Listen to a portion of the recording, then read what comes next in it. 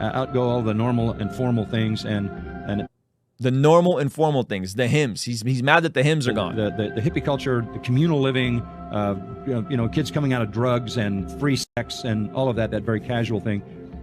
And that's a charismatic church. That's a Foursquare church. Yo.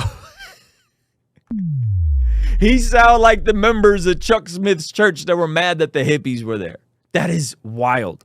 No, man, that sounds like an L for your guy, for Johnny Mac. Johnny Mac fanboys, you guys gonna have to explain this to me. I don't understand.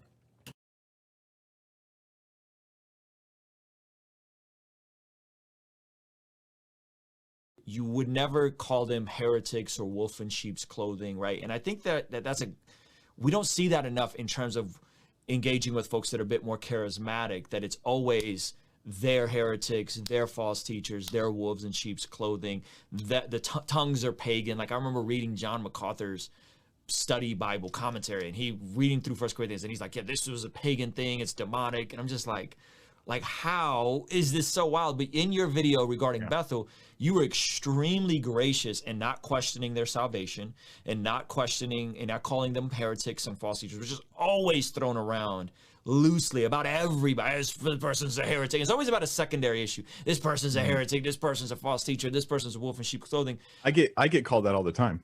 That's hilarious that you would get called that. So in terms of secondary issues, the charismatic side, you believe in the gifts of the Spirit, right? I believe in the gifts. I call myself charismatic. They name the name of Christ. They've got the essentials of the faith. For the most part, they do. Even Bethel, I didn't see a false gospel in Bethel's teaching. I refuse to create a theology that allows for sickness. So here's this realm of the miraculous that is waiting for the stewardship of the knowledge of God put into decrees that are proclaimed over each other. So let me back this up a little bit here, because he's preaching a false gospel by saying these words. And interpreted by many as disease, allowed or brought on by God. That's a different gospel. No, it's not. Paul told Timothy to take wine for his frequent ailments.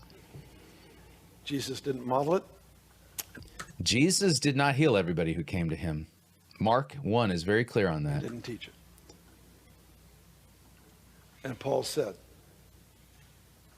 you can't change the standard. The standard is not that Christians always get healed. That's not biblical, nor is it in line with even reality. They name the name of Christ. They've got the essentials of the faith. For the most part, they do. Even Bethel, I didn't see a false gospel in Bethel's teaching, not that I'm aware of. I listened to prepare for that message. I listened to 60 hours of Bill Johnson's teachings. Okay, I did not hear a false gospel when he rarely spoke of the gospel, and it was rare. It was sad how rare it was. But when he spoke of it, he spoke of the true gospel. I refuse to create a theology that allows for sickness. The mom, Angela, who I've known for years, decades, was like, hey, have you ever spoken in tongues? And I was like, no. And she was like, well, like, come on, And I was like, what are you talking about? And so she's like, stand up. And we were in the middle of a Bible study. So I stood up and she started praying for me. And then Andrew, her son, walks up behind me with a pillow. And I'm like, stop it. Like, stop. You know what I mean? That's what I'm thinking. And Mike, she full on prayed for me, and it was the weirdest thing ever, and laid hands on me, and my body went stiff, and I full on passed out, and she put her hand on my face, and she said, speak, child.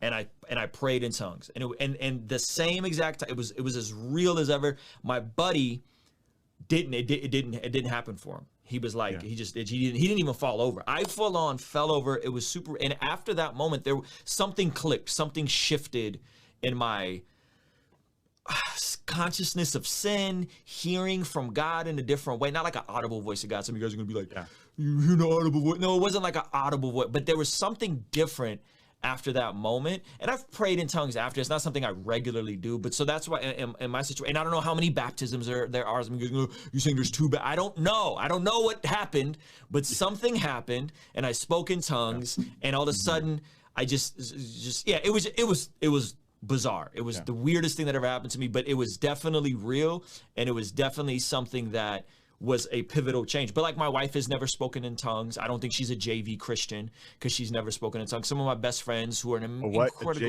JV Christian. That's how they frame it, is like, yeah, if you don't speak in tongues, you're kind of a JV Christian, right? Like you don't have the full gospel or the full. Let me just say this: I believe your story. I don't have a theological reason why I can't believe your story. I'm slightly disposed to think that like shaking and losing control and pulse, like weird spazzy type behavior, that doesn't seem like the kind of thing that would be consistent with the work of the Spirit. The whole slain in the Spirit thing, like passing out, that kind of thing, I admittedly go, that seems a little strange to me, but it doesn't mean that it therefore is something God can't do. Okay. So I hear your story and I go, I don't have a good enough reason to just discount everything you've said. I'm going to trust that. I've spoken in tongues, not with interpretation, but in a way that was very powerful in my life and very needful in the moment, with real spiritual blessing and benefit that happened right then at the time.